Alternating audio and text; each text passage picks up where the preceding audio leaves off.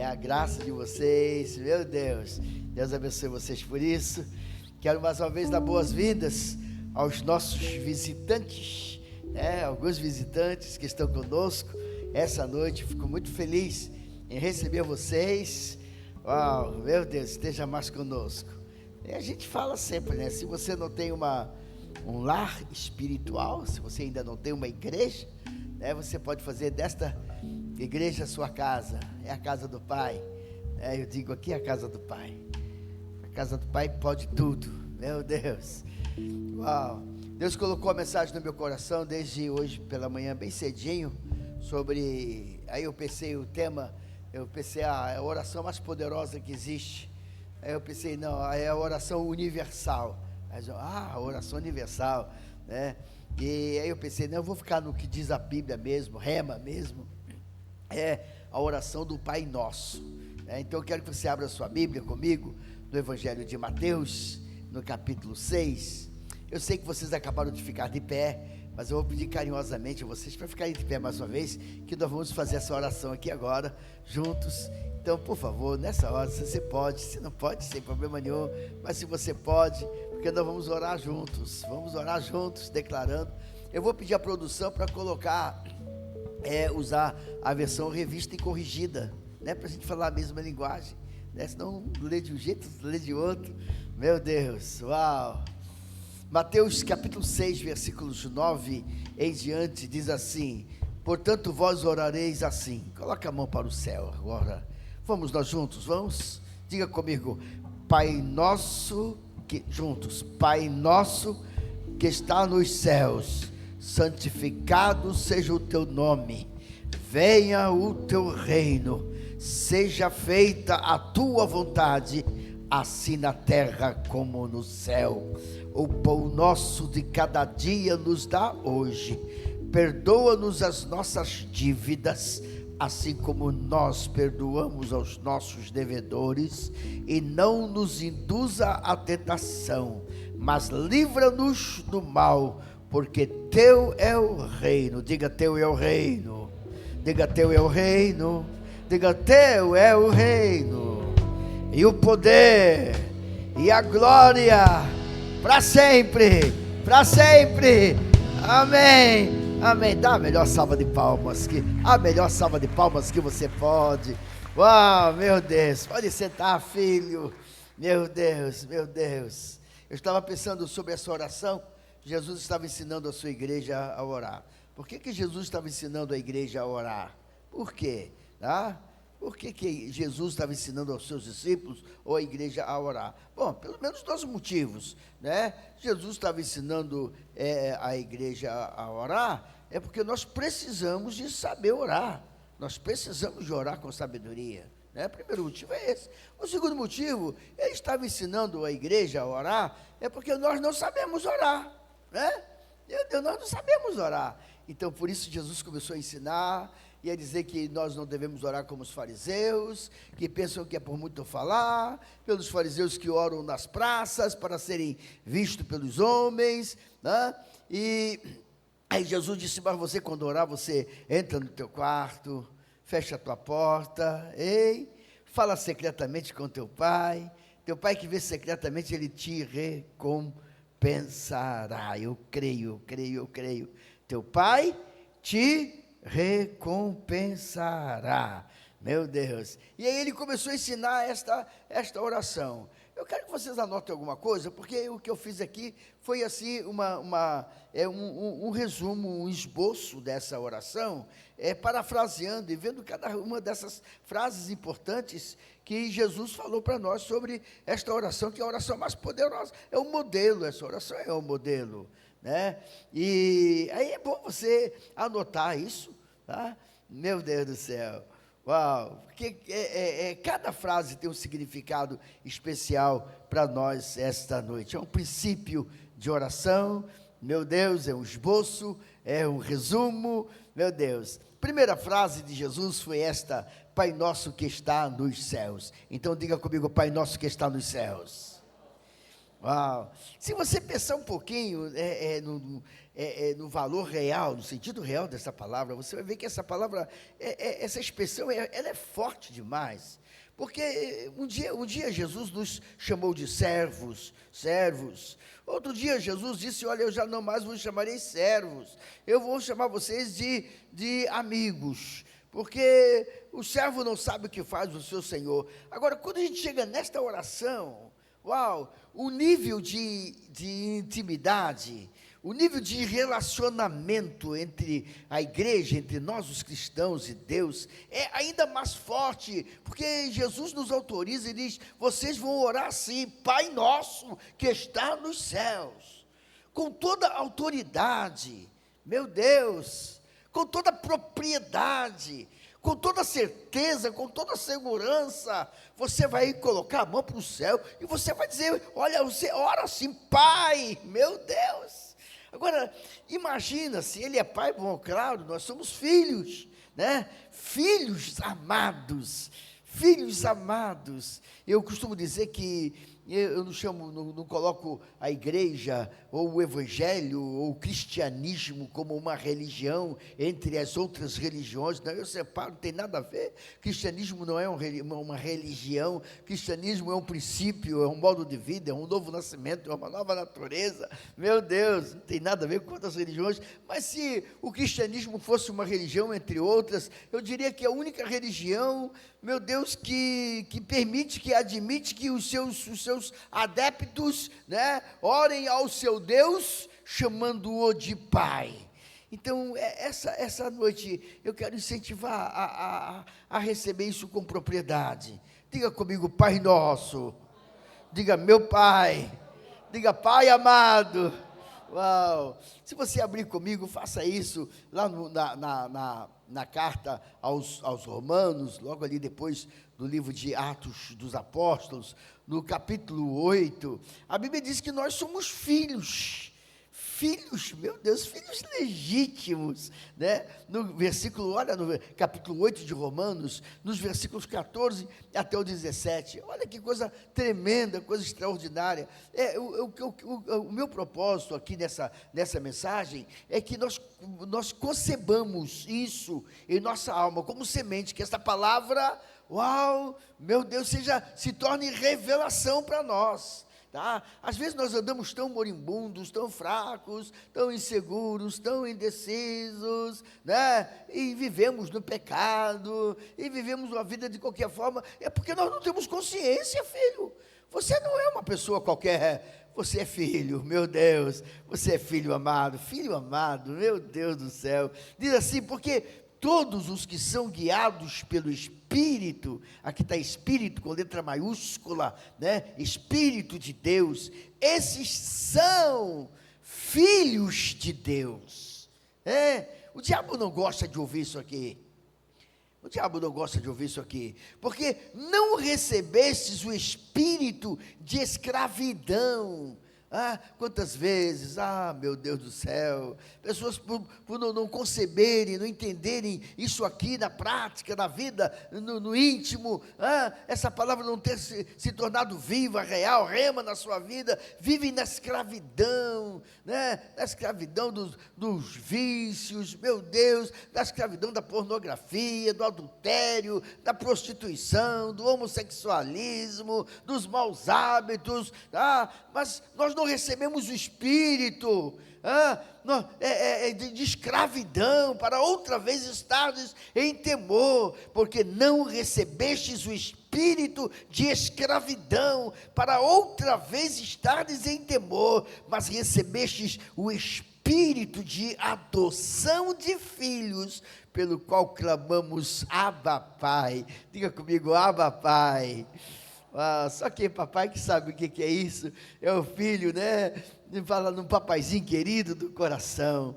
Verso 16: o mesmo Espírito testifica, né, com o nosso espírito que somos filhos de Deus. Há um testemunho no nosso coração do Espírito, né? Esse verso 17: e se nós somos filhos, somos logo herdeiros. Meu Deus, herdeiros de Deus e co-herdeiros de Cristo.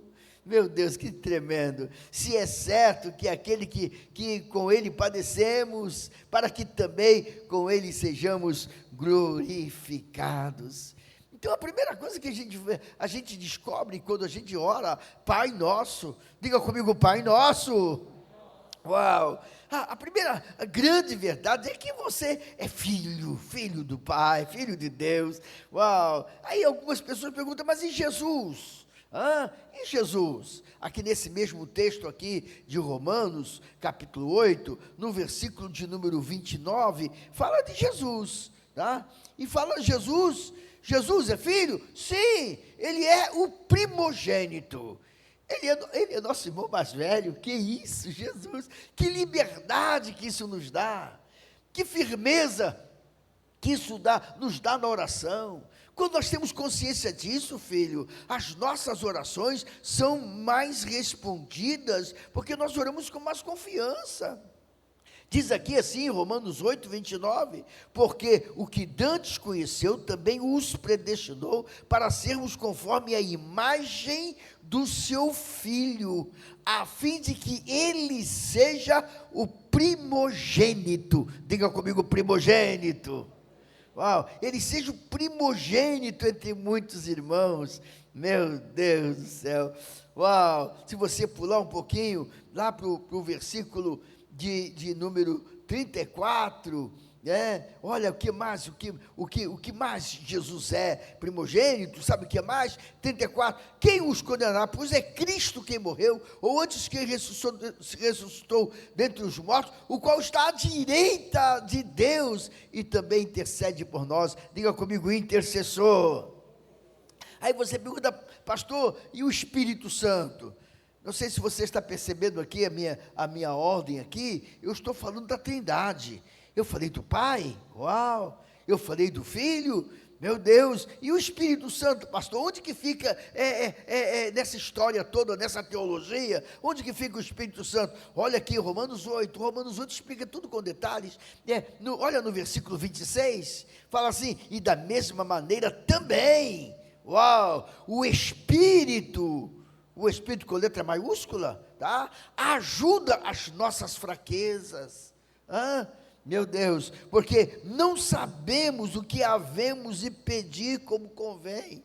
Olha, porque respondendo aquela pergunta que eu fiz no começo, por que Jesus nos ensinou a orar, e Jesus, abrindo a sua boca, começou a ensinar. Por que isso? Porque aqui, Romanos, porque não sabemos pedir, não sabemos orar como convém, mas o mesmo Espírito, intercede por nós com gemidos inexprimíveis.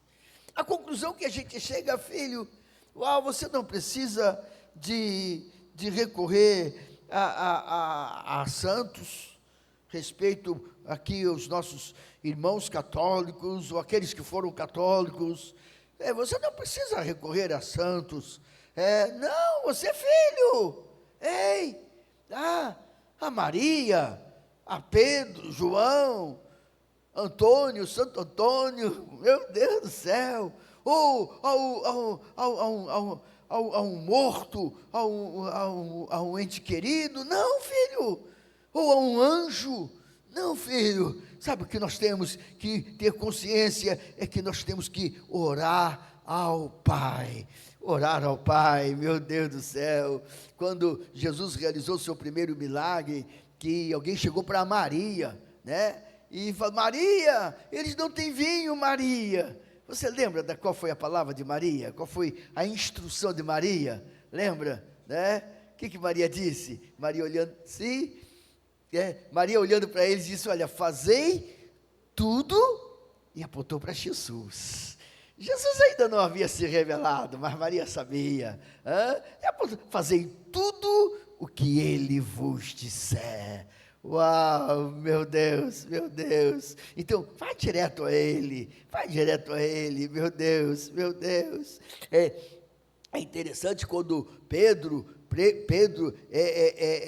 pregando lá em Atos, capítulo 10, nós não vamos ler na casa do centurião Cornélio, né? Você lembra dessa história? Pedro teve uma visão, Cornélio era um homem temente a Deus, mas Cornélio não conhecia o Senhor Jesus, né? Mas fazia com orações, e Pedro foi enviado para Cornélio, né? E quando Pedro chegou na casa de Cornélio, o que eu acho interessante é que Cornélio se prostrou diante de Pedro, se curvou, dobrou os joelhos lá. Eu não sei se beijou os pés de Pedro, né? Eu não sei se ele fez pelo sinal, desculpa a brincadeira aqui, né? Eu não sei, mas eu sei que a Bíblia diz que ele se prostrou diante do apóstolo Pedro, vamos dizer, diante de São Pedro. Deixa eu contextualizar, para ficar mais forte aqui, mais claro. Ele se dobrou o joelho diante de Pedro, de São Pedro, e o que Pedro disse? Ei, para, levanta-te, porque eu também sou homem. Pedro não consentiu. Se nós conhecêssemos bem essa história, nós não estaríamos hoje com muito carinho, com muito respeito. Deixa eu pregar. Tá? Nós não estaríamos hoje dobrando os joelhos diante de Pedro, ou fazendo promessas a São Pedro, ou acendendo velas para São Pedro, porque o próprio Pedro repreendeu, dizendo: não faça isso, não faça isso. Nós vemos na Bíblia história de homens de Deus que dobraram os joelhos diante de anjos. E os anjos também impediram também, e os anjos também não receberam adoração. Meu Deus, João, outros adoram São João, né? Meu Deus, lembra quando Pedro e João, os dois, né, iam para a igreja para orar, e estava ali aquele coxo, né? O pediu uma esmola, e diz a Bíblia que Pedro e João olhando para aquele coxo que pediu uma esmola, e disse: olha, eu não tenho ouro, eu não tenho prata, mas o que eu tenho, isto eu te dou, em nome de Jesus. Coloca a sua mão para o céu assim comigo, diga comigo assim: em nome de Jesus. Diga: em nome de Jesus. Uau, que princípio poderoso. Em nome de Jesus, levanta e anda. A Bíblia diz que aquele coxo levantou. Uau, meu Deus, estava tantos anos ali, né? Ele levantou, ele andou, e quer saber, mas ele pulou. A Bíblia diz que ele entrou no templo saltando e pulando. Meu Deus do céu, ele podia entrar no templo mais ou menos assim, mas ele entrou no templo saltando e pulando e louvando ao Senhor. E ele era conhecido ali, porque ele sempre ficava ali na porta da igreja, todo mundo conhecia ele, e as pessoas se admiraram. E quando viram que Pedro e João haviam feito esse milagre, eles correram todos ao alpendre, né? E a Bíblia diz que eles se prostraram ali, começaram, né? Eu não sei como é que era a oração deles, né? E aí Pedro tomou a palavra com toda a autoridade e os repreendeu, e disse: por que vocês estão olhando para nós? Para com isso.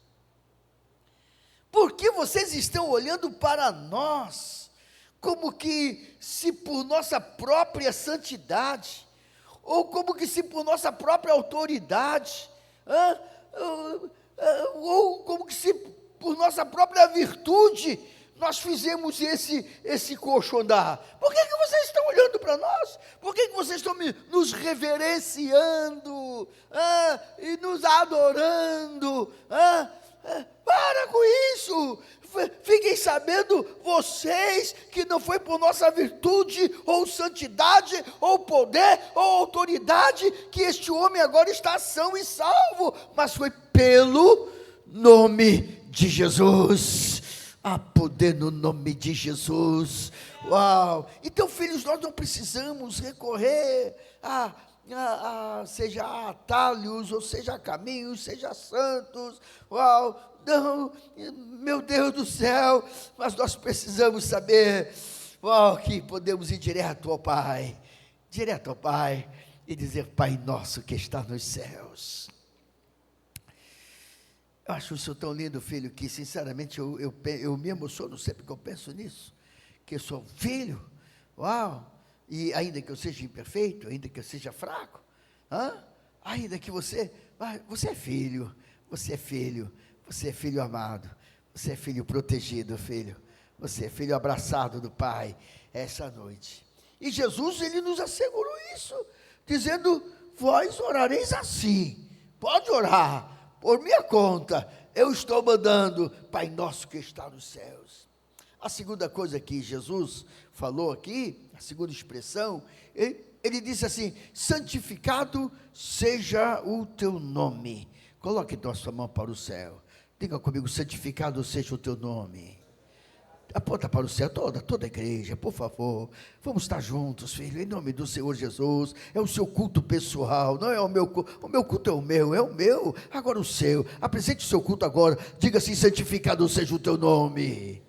Agora diga: Jesus, eu santifico o teu nome. O que é santificar? Você lembra? Santificar,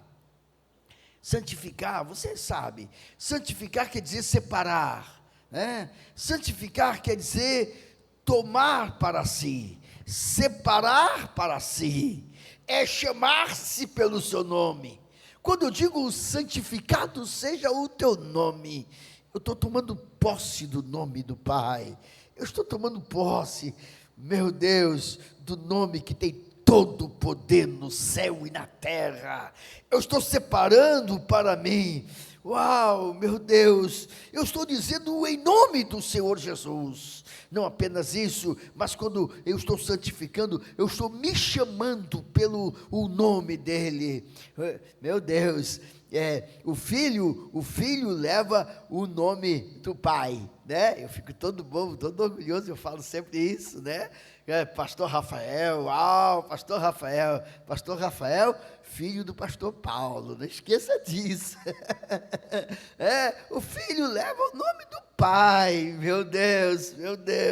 E lá em Crônicas tem um segredo tão poderoso que você conhece, Crônicas 7, versículo 14, que diz assim: se o meu povo que se chama pelo meu nome. Uau! Se você, eu sou Paulo, filho dele, aleluia. Você é filho, então você se chama pelo nome dele. Se o meu povo que se chama pelo meu nome se humilhar, e orar, e buscar a minha face, e se converter dos seus maus caminhos, eu ouvirei dos céus. Uau! Eu ouvirei dos céus, perdoarei os seus pecados. Eu não vou falar muito sobre isso aqui agora, porque esse é o tema da quinta-feira que vem, o perdão dos pecados, tá? Estaremos pregando sobre João, primeira, segunda e terceira epístola de João. E essas três epístolas de João falam basicamente, principalmente, sobre o perdão dos pecados. É nessas epístolas que está escrito aquela palavra assim: filhinhos, não pequeis. Filhinhos, outra vez eu vos digo, não pequeis, mas se pecardes, tens um advogado. E aí eu quero responder uma pergunta que não quer calar: Deus perdoa todos os pecados? Todos os pecados são perdoáveis por Deus? Eu descobri que não. Eu descobri que nem sempre Deus perdoa o pecado. E eu descobri, o pecado contra o Espírito Santo. Eu descobri 3 tipos de pecados que Deus não perdoa. Eu quero falar com você, né? Não vou nem entrar nesse detalhe aqui não, tá?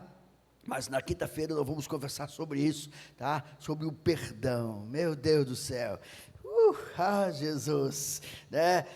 Mas se você se chama pelo nome, se você recebe, meu Deus, se você entende o significado, o valor. A gente sabe que na Bíblia Sagrada existem muitos nomes de Deus, né? Eu tenho aqui alguns nomes que você já conhece. Jeová Jireh significa Deus proverá, né? Jeová Nissi significa o Senhor é minha bandeira. Jeová Shalom significa o Senhor é a minha paz. Jeová Shammah significa Deus presente, Deus está ali. Jeová Tzidkenu significa Deus é minha justiça. Jeová Rafá significa Deus cura. Então são muitos nomes de Deus. Quando eu santifico o nome de Deus, quando eu recebo o nome de Deus, quando eu tomo o nome de Deus, como eu falei para você, quando você separa o nome de Deus, uau, meu Deus do céu, eu ouvirei dos céus,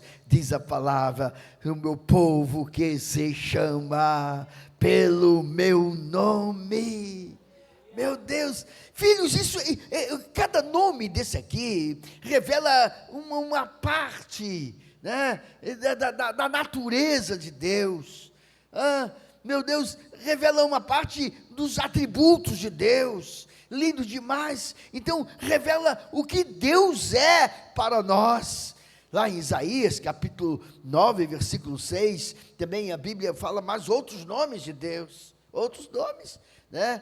Você conhece, né? Diz 9,6 de Isaías, Isaías é o profeta messiânico, ele falava sobre Jesus, e dizia, porque um menino nos nasceu, um filho se nos deu, e o principado está sobre os seus ombros, e o seu nome será Maravilhoso, uau, Conselheiro, Deus forte, Pai da eternidade, Príncipe da paz. Filhos, o importante não é nós entendermos essa oração do Pai Nosso, essa oração do santificado seja o teu nome, e nós orarmos isso decoradamente, rezando como uma oração encaixotada. Não, filho, o importante é nós concebermos esta palavra na nossa vida.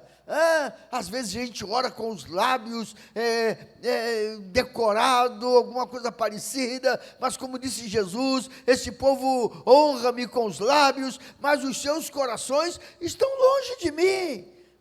Então, coloque a sua mão para o céu, faça isso comigo, diga comigo maravilhoso, diga com fé, diga crendo, diga declarando. Você está falando de Jesus, então diga maravilhoso, diga conselheiro, diga Deus forte, diga Pai da eternidade, diga Príncipe da paz. Vamos dar uma salva de palmas para o Senhor Jesus. Só os que amam Jesus, não é para mim essas palmas não, filho, é para Jesus. Só os que adoram, só os que se chamam pelo seu nome, só os que cultuam, uau, só os crentes, adorem ao Senhor, pode ser melhor para Jesus. Uau, meu Deus. Há pessoas que pensam que quando a gente incentiva a igreja a aplaudir ao Senhor Jesus, a gente está querendo fazer um movimento. Não é não, filho, a gente está ensinando você a adorar ao Senhor Jesus com as mãos, como diz a palavra de Deus. Então aplauda ao Senhor Jesus nesta hora e glorifique a Deus pelas suas mãos. Você que tem mãos, uau, em nome de Jesus. Agora, em todos esses nomes aqui, meu Deus, Jireh, Jeová Nissi, Jeová Shalom, Jeová Samá, Jeová Tzidkenu, Jeová Rafá, maravilhoso, conselheiro, Deus forte, Pai da eternidade, Príncipe da paz. Há um desses nomes que para mim, e com certeza eu vou convencer você aqui agora, para mim e para você, é o nome mais poderoso e mais fantástico e mais lindo que o Senhor recebeu. E eu estava orando e pensando nisso aqui, e eu fui lá para Mateus capítulo 1, e versículo 23, quando Jesus estava prometido de nascer, e a palavra diz assim, e o seu nome será Emanuel. Diga comigo, Emanuel. Que quer dizer? Emanuel, o que quer dizer? Então diga Deus conosco, diga Deus conosco, só os que creem, diga Deus conosco. Basta-me isso, filho, basta-me isso. Nesses meus 70 anos de vida, 60 anos servindo ao Senhor Jesus, eu descobri, basta-me saber que Deus está conosco. E o outro lado também, não me adiantaria saber que Deus é o Deus que provê, Deus é bandeira, que Deus é o Deus da paz, que Deus é justiça, que Deus cura, se Ele fosse um Deus longe, um Deus inacessível. Não me adiantaria de nada, não adiantaria para você também de nada. Um Deus todo-poderoso, porém distante. Um Deus que cura, um Deus que faz milagres, porém inacessível.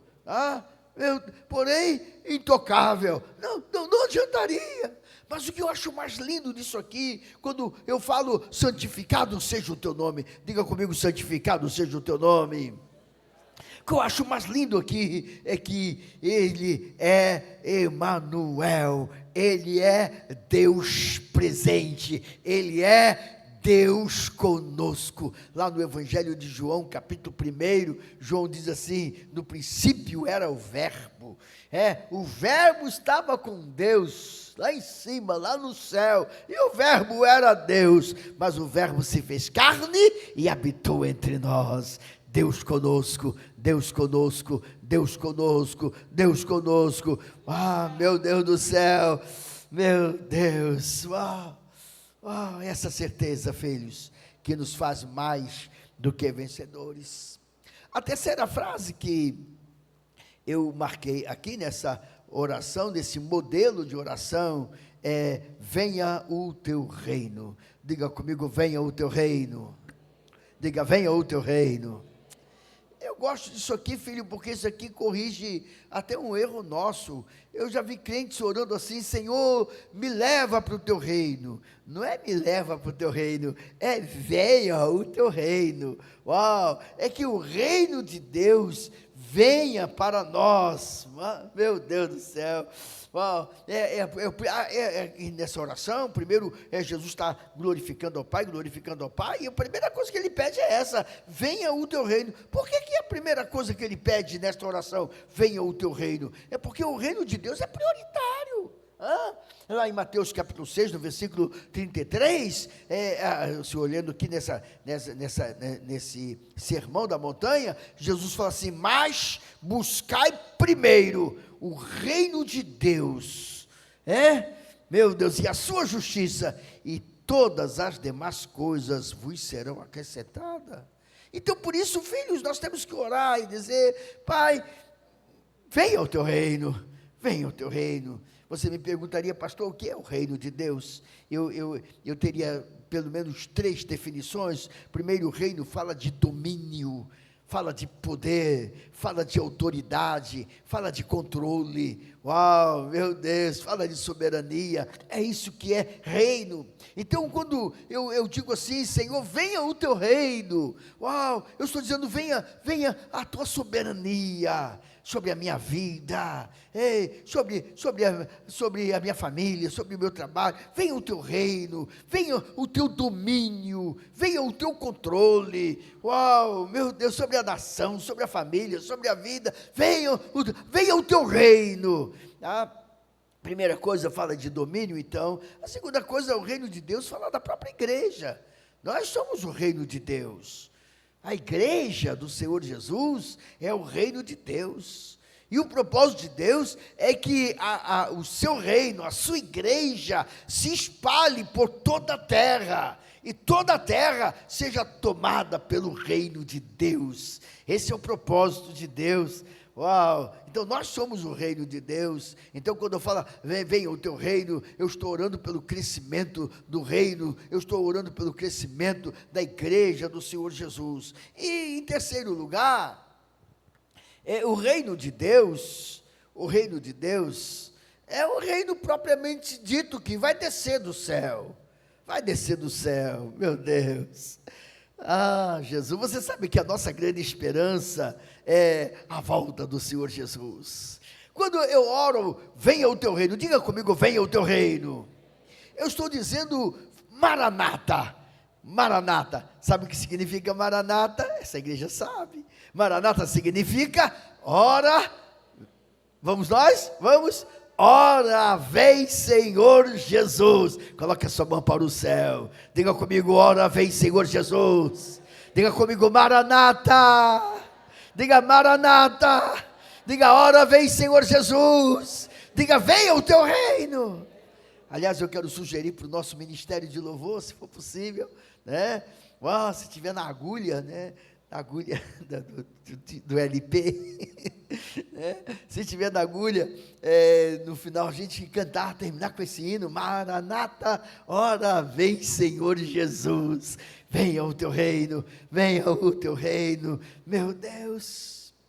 Ponto número 4 que eu marquei para nós aqui é: seja feita a tua vontade, assim na terra como no céu. É o versículo de número 10. Então diga comigo: seja feita a tua vontade. Uau. Essa oração às vezes é uma oração meio difícil, não é verdade, filhos? Porque às vezes a gente entende que a vontade de Deus não é a mesma vontade nossa. Às vezes a nossa vontade é que Deus cure, mas a vontade de Deus é de preparar e levar. E a gente tem medo de orar: seja feita a tua vontade. Agora, o que eu quero falar para você, filho, é que a vontade de Deus, ela é perfeita. A vontade de Deus, uau, ela é agradável. A vontade de Deus, ela é boa, filho. Você quando é filho, você não tem medo da vontade do Pai. Meu Deus, não tem medo, sabe por quê, filho? Porque você sabe que Ele cuida de você. Deus cuida de você, meu Deus. Lá em Romanos, voltando para Romanos, no capítulo 12, aliás, é um texto da Bíblia Sagrada que eu amo demais. Eu tenho marcado esse texto em todas as minhas Bíblias. Quando Paulo fala com tanta ênfase, dizendo: rogo-vos, pois, irmãos. Abra essa Bíblia, só para você não pular nenhuma palavra. Paulo diz assim, Romanos 12, versos 1 e 2, ele fala assim: rogo-vos, pois, irmãos, rogo, eu imploro, eu peço por favor. Aqui, continua assim: pela compaixão de Deus, pelo amor de Deus. Você já viu aquele filho rebelde, você fala com ele para não fazer, não faz isso, ele faz, não faz isso, assim, meu filho, pelo amor de Deus, é mais ou menos isso que Paulo faz aqui. Paulo chega: por favor, igreja, eu rogo-vos, eu imploro-vos, pelo amor de Deus, pela compaixão de Deus, que apresenteis os vossos corpos em sacrifício vivo, santo e agradável a Deus. Eu poderia pregar sobre esta frase aqui, sobre esse primeiro ponto de Romanos 12, 1, que apresenteis os vossos corpos em sacrifício vivo, santo e agradável a Deus. O seu corpo é casa de Deus, é morada de Deus, é templo do Espírito Santo, não deve nunca, jamais ser instrumento de pecado. As suas mãos são santas.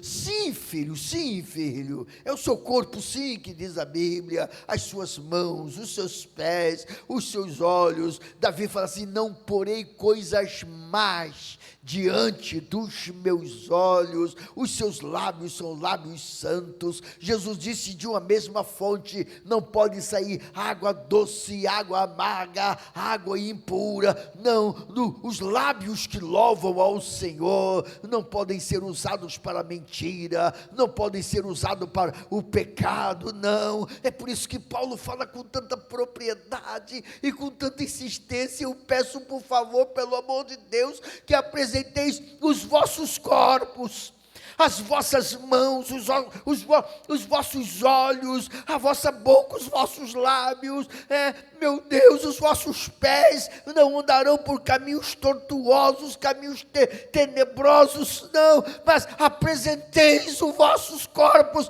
em sacrifício vivo, santo e agradável a Deus. Uau, meu Deus, não vos conformeis com este mundo. Verso 2, mas transformai-vos pela renovação do vosso entendimento, para que experimenteis, qual seja a boa, agradável e perfeita vontade de Deus. Então coloque a sua mão para o céu e diga comigo assim: seja feita a tua vontade. Jesus nos ensinou a orar o que ele viveu. Jesus estava nos dias mais terríveis, nos momentos mais terríveis da sua vida, no Getsemane, quando o seu suor transformava-se em gotas de sangue, e ele dizia: Pai, se for possível, passa de mim esse cálice, todavia não seja como eu quero, mas seja feita a tua vontade, seja feita a tua vontade. Nós estamos caminhando para o final dessa palavra, mas a quinta coisa que eu enumerei aqui nesta oração, Jesus ora dizendo assim: o pão nosso de cada dia nos dai hoje. Então diga comigo: o pão nosso de cada dia. Diga: nos dai hoje. Uau. Bom, a gente sabe, entende que Jesus está referindo-se ao alimento físico. Sim, amém, glória a Deus. Mas não apenas isso, mas as nossas necessidades. Nós, na vida aqui, né, nós temos muitas outras necessidades além da comida. Né? Meu Deus do céu, pensa numa cesta básica, né? A gente distribui uma cesta básica, mas cadê a pasta de dente, creme dental, papel higiênico, o sabonete? São necessidades, né? Também, né? As nossas roupas são necessidades. Hoje, né, nós dependemos até da internet, do celular. Já pensou se alguém tomar o seu celular? Né? Está amarrado, pastor. Né? Tome a sua Bíblia, mas não tome o seu celular. O celular, meu Deus do céu, ninguém, né? Meu Deus, eu entendo que Jesus, ele se preocupa com as nossas necessidades. Então, quando ele disse o pão nosso de cada dia, ele nos fala das nossas necessidades, sim, tá? Mas ele assegura, aqui em Mateus mesmo, no capítulo 7, ele fala assim: qual é o pai que, se o filho lhe pedir pão, vai dar em lugar de pão uma pedra? Né? Ou se o filho lhe pedir um peixe, vai dar no lugar de um peixe, vai dar uma serpente, uma cobra. Se vós, sendo maus, sabeis dar boas dádivas aos vossos filhos, quanto mais, né? Quanto mais, ainda mais, o vosso Pai Celestial dará boas coisas para aqueles que o pedem.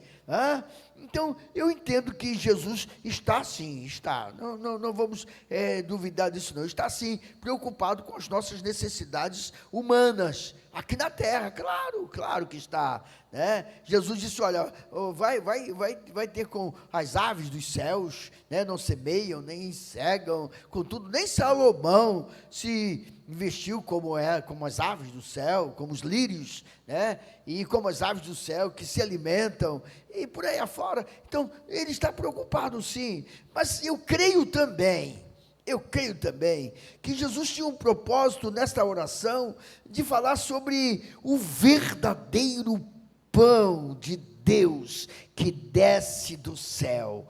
Meu Deus, lá no Evangelho de João, no capítulo 6, nos versículos 26 em diante, tá? Os discípulos começam a questionar com Jesus, tá? E dizer, verso 31, tá? João capítulo 6, verso 31, para nós pouparmos nosso tempo, tá? Os discípulos começam a questionar, e dizer assim: nossos pais comeram o maná no deserto. Lembra-se disso? Né? Quando o povo de Israel estava no deserto, eles não tinham comida, oraram, e Deus fez cair um maná, uma coisa diferente do céu. Eles ficaram assim maravilhados, chegaram até quase que entrar pelo caminho da idolatria, idolatrando aquele maná. Teve gente que guardou, graças a Deus. No dia seguinte, quando eles foram pegar o maná, né, que eles iam lá, sei lá, iam colocar num pedestal, né, em alguma coisa lá, num alpendre, né, eles pegaram o maná tinha derretido. Meu Deus, tá? Então, os nossos pais comeram o maná no deserto, como está escrito: deu-lhes comer pão do céu. Aí disse Jesus: na verdade vos digo, Moisés não vos deu o pão do céu, mas meu Pai vos dá o verdadeiro pão do céu. Eles não estavam entendendo isso, eles ainda eram carnais, eles ainda estavam presos às coisas terrenas, materiais. Eles ainda estavam seguindo Jesus pelos milagres. E nos versículos anteriores, Jesus fala isso. Eles estavam atrás de Jesus por causa dos pães e dos peixes multiplicados. Eles estavam atrás das coisas, da prosperidade. Você sabia que existem muitas pessoas que vão na igreja em busca de prosperidade? E pior do que isso, mais terrível, que chega a me trazer uma revolta, muitos pastores, que vivem pregando um evangelho da prosperidade, aceita Jesus para mudar de vida, para ficar rico. Meu Deus, para com isso, filho. Moisés não vos deu o pão dos céus, mas o meu Pai vos dá o verdadeiro pão do céu, porque o pão de Deus é aquele que desce do céu e dá vida ao mundo. Disseram-lhe, pois, Senhor, dá-nos deste pão. Eles não estavam entendendo muito, não. É igual aquela mulher que estava lá do poço, que quando Jesus disse, aquele que beber desta água tornará a ter sede, mas aquele que beber da água que eu lhe der, nunca mais terá sede. O que aquela mulher falou? Jesus, me dá dessa água, para eu não precisar mais ficar vindo aqui, pegar água, balde de água na cabeça. E Jesus explicou que não era essa água. A mesma coisa aqui, quando Jesus falou assim, o meu Pai vos dá o pão do céu. Aí disseram, Jesus, nos dá desse pão. Eles entendiam que era um pão milagroso, que a pessoa comia, e não precisava comer mais. Meu Deus do céu. Aí Jesus explica. Verso 35, Jesus lhe disse, eu sou o pão da vida. Aquele que vem a mim não terá fome, e quem crê em mim nunca terá sede. Eu quero que a igreja dê uma grande salva de palmas para o Senhor Jesus. Por favor, faça isso, por favor. Uau! Então, filhos, eu acredito sim que o pão nosso de cada dia é o pão nosso de cada dia, são as nossas necessidades de cada dia, sim, mas nós não podemos esquecer, que meu Deus do céu, o verdadeiro pão que dá vida. Então, quando eu oro, é o pão nosso de cada dia, o Jesus de cada dia da nossa vida, a cada dia, Jesus mais presente na nossa vida. É isso, filho. Eu quero ir para o final. A sexta frase que Jesus falou aqui, ele disse assim, perdoa-nos as nossas dívidas, assim como nós também perdoamos aqueles que nos devem. Verso de número 12, perdoa-nos as nossas dívidas, assim como nós perdoamos aos nossos devedores. Perdoa-nos os nossos pecados.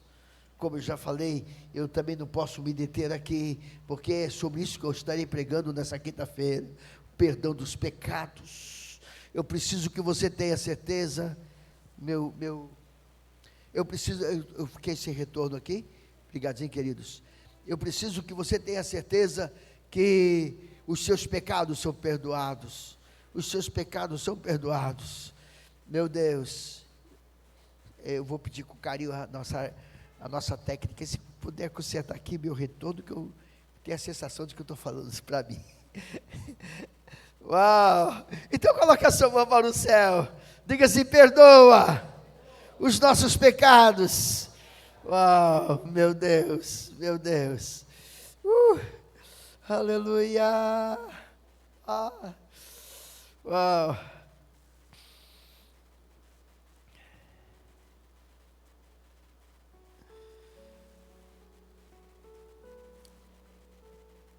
O que o Espírito Santo de Deus colocou no meu coração, obrigado, filhos, agora estou me ouvindo. O que o Espírito Santo de Deus colocou no meu coração é que nós precisamos de ter algumas certezas na nossa vida. E uma das certezas que nós precisamos ter na nossa vida é que os nossos pecados são perdoados.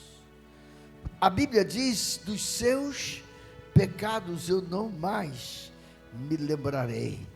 Uau! Significa, filho, que todo o pecado que você cometeu na sua vida, foram lavados pelo sangue do Senhor Jesus. Agora, às vezes, filhos, existem pessoas que têm dúvida da sua própria salvação. Se você tem dúvida, filho, de que seus pecados foram perdoados, se você tem dúvida da sua salvação, é porque alguma coisa falta a ser completada na sua vida. Essa noite eu quero orar por você. Eu quero fazer uma oração dentro desta palavra que nós temos pregado aqui, nessa certeza, nessa convicção, desta oração que funciona. Eu quero orar e dizer: Pai, perdoa os nossos pecados. E você vai sair daqui, filho, com a certeza de que os seus pecados foram perdoados. Ei, não importa se pessoas que um dia se afastaram dos caminhos do Senhor Jesus, pessoas desviadas e que por isso não têm certeza da salvação. Meu Deus, ou pessoas que nunca foram cristãs antes, nunca confessaram o Senhor Jesus como seu único e suficiente Salvador, e por isso não tem certeza da salvação. Mas eu quero orar também por pessoas até cristãs, servas de Deus dentro da igreja, que não tem essa certeza, que quando Jesus voltar, ou quando você partir, você não tem medo, você tem certeza da sua salvação. Se não é essa a sua realidade, nós queremos orar agora, em nome do Senhor Jesus.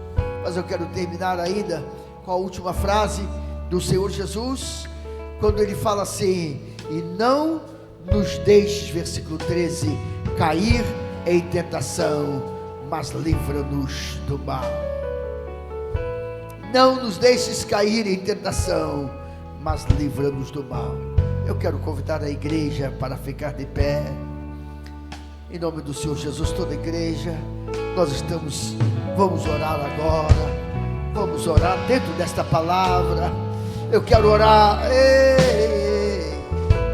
eu quero orar esta noite, para que os seus pecados sejam perdoados.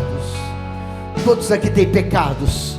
Quantos são pecadores aqui? Só os pecadores, levanta a mão. O apóstolo Paulo falou assim, que dos pecadores, ele disse assim: dos quais eu sou o principal. Mas ele falou assim porque eu não era nascido ainda. Agora o principal sou eu. Dos quais eu sou o principal. Eu quero orar para que Deus perdoe os seus pecados. Para que Deus coloque no seu coração uma certeza inabalável. E sabe o que mais, filho?